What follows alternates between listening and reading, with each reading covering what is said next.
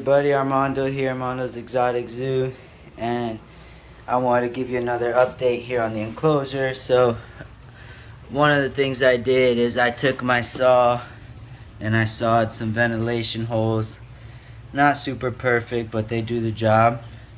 I also put some lower ones here, some smaller ones, a little bit closer to where the substrate's gonna be, so that there can be a little bit of airflow down there by the substrate as well. I put a cinder block here where the heat lamp's gonna be, so that can heat up. He can go inside of it and have a hot hide. He can crawl on top of it.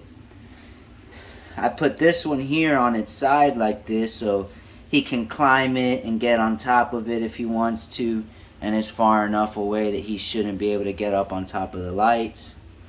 I also used it to wedge this paint tray in place. So this paint tray will be his water dish. It's a square foot paint tray, so it's a foot long, a foot wide.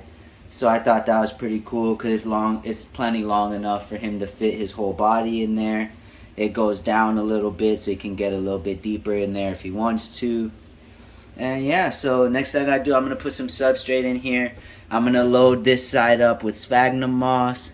And then this side I'll put some reptisoil and some ground peat moss and stuff over here. And yeah, it'll be really nice.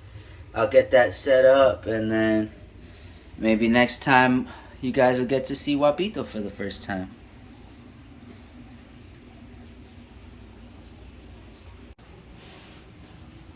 Alright, so here I've set up the inside.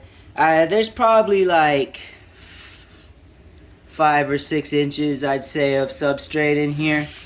So on this side it's mainly sphagnum moss all the way, and then on this side it's the peat moss. So it's gonna be super humid in here. That's one of the things we want, and this big old water dish will help with that. The sphagnum moss on this side will help hold a lot of humidity as well. I stuffed some sphagnum moss in there.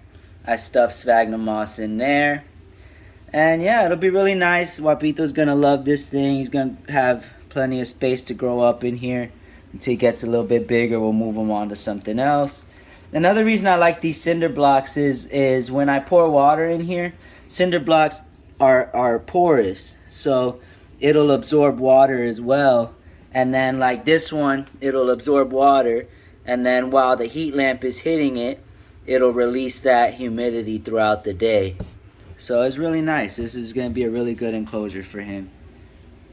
Hey everybody, so this is Guapito. He just had a little soak time in the bathtub. We were having a little bonding session there, giving him a warm bath and touching him a little bit and stuff. So we added a cork bark from inside of his enclosure. And here we go. I'm going to let him in. There he goes. So yeah, sometimes, you know, if you don't want to get scratched up and stuff, using a towel, swaddling them a little bit is a good way to make them feel secure and be able to hold them without getting scratched up. So yeah, that's him. That's Guapito. I'm going to fill his water dish.